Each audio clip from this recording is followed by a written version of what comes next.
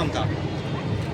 आज बचपन स्कूल जो नीलू प्रधान जी द्वारा स्थापित किया गया है करेल के अंदर, और पहली अपने आप में एक छोटे बच्चों के लिए ये संस्थान खुला है, तो इसका उद्घाटन के समारोह में हम और तेज प्रताप जी जाएंगे। हम महिला बिल पास, महिला आरक्षण को लेकर बीजेपी दावा को आरोप लगा रही है, विपक्ष घेर रहा है, किस तरह देखते हैं आप? देखिए, पूरी है ये कहीं ना कहीं महिला बिल के द्वारा देश भर में एक मनमाने तरीके से भारतीय जनता पार्टी द्वारा डीलिमिटेशन कराने की जो मुहिम थी उसको हम लोगों ने देखा है।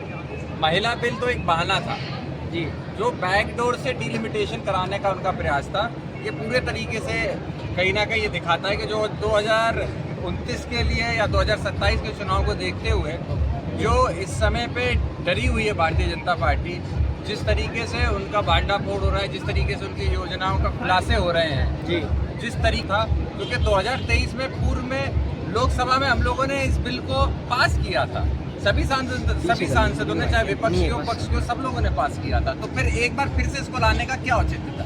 किसानों को गल्ला नहीं खरीदा जा रहा है, किसान वापस लौट रहे हैं, किस तरह देखते हैं आप? देखिए, किसान की जो बदहाली है, कोई भी फसल हो, आलू की क्या स्थिति हुई, अब धान की आपने देख लिया क्या स्थिति थी, अब गन्ना आपके सामने है क्या स्थिति। गन्ने का जब उत्तर प्रदेश में चुनाव थे, योगी आदित्यनाथ जी ने और प्रधानमंत्री मोदी जी ने मंचों से कहा था कि हम किसानों को गन्ने का उचित मूल्य दिला के रहेंगे। क्या आज तक उचित मूल्य मिला? नहीं मिला है।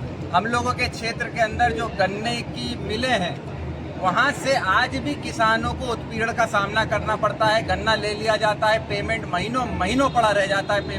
टीएमसी की सरकार रहेगी, ममता बनर्जी जी की सरकार बनेगी। जिस तरीके से उनका काम रहा है पूर्व में, जिस तरीके से उन्होंने सरकार चलाई और पश्चिम बंगाल के लोगों के हित के लिए समय समय पे जो योजनाएं और जिस तरीके का काम उन्होंने किया है, निश्चित तौर पे हमारा पूरा भरोसा है, चाहे कितनी भी ताकत भारतीय जनता पार्टी लगा ले, लेकिन 100% टीएमसी की सरकार, ममता बनर्जी की सरकार तैयारी है। 2027 के लिए समाजवादी पार्टी जमीनी स्तर से तैयारी कर रही है। पीडीए के सभी लोगों को एकजुट करना, क्षेत्रों के अंदर जहां भी एसआईआर को लेके जो प्रक्रिया चली उसको देखना, अब वोट नए बनने की प्रक्रिया होगी। इसमें समाजवादी पार्टी जमीनी स्तर पर मजबूती से काम करेगी। पंचायत चुनाव नहीं हो रहे हैं, सरकार चुनाव टाल रही है, चुनाव आगे बढ़ाना चाह रही है, पूरी तरीके से भारतीय जनता पार्टी को डर है कि इन पंचायत चुनाव में बुरी तरह उनकी हार होगी, क्योंकि जमीनी स्तर पे जो स्थिति बनी हुई है, महंगाई बढ़ती जा रही है, बेरोजगारी बढ़ती जा रही है, महिलाओं पे उत्पीड़न हो रहा है, किसानों को मूल्य समर्थन, अपना मूल्य नहीं मिल रहा है, नौ बच्चों की पढ़ाई शिक्षा कितनी खराब स्थिति होती जा रही है। तो ये सारे जो मुद्दे हैं, ये कहीं ना कहीं भारतीय जनता पार्टी को हार दिखला रहे, इसीलिए इस चुनाव को टाला जा रहा है। और सत्यता ये किल्लत को लेकर क्या कहना चाहते हैं? गैस नहीं मिल रही है लोगों को। गैस, देखिए, ये पहले से हम लोग को पता था, लेकिन सरकार लगातार कहती रही कि गैस मिल रही है, लेकिन आपने देखा जो लंबी लाइनें लगना, कमर्शियल गैस 6-6 हज़ार 7-7 हज़ार में मिलना, घरेलू गैस आपको 3-3 हज़ार 2,500 रुपए में मिल रही है। तो ये महंगाई नहीं है, ये ब्लैक मार्केटिंग नहीं है और ये गैस की कमी नहीं है। तो आप ही हमें बताइए और क्या जो लाइनें लग रही महंगाई क्या?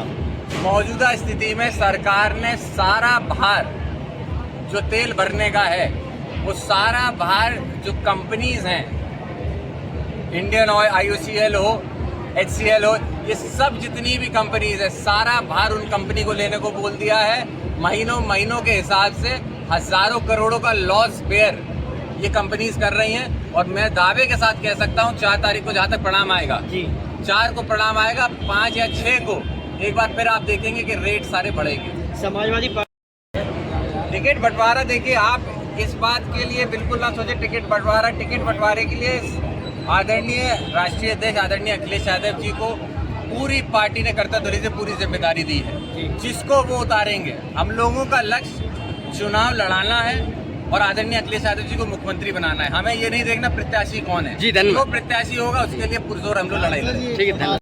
कहीं पे भी जिला स्तर पे या निचले स्तर तक कोई भी जो इनकी योजना होती है उसको सुचारू रूप से ये लोग लागू नहीं कर पाते हैं। अधिकारियों के अंदर कोई सही से ट्रेनिंग नहीं दी जाती है, उनको सीधे क्षेत्र में भेज दिया जाता है।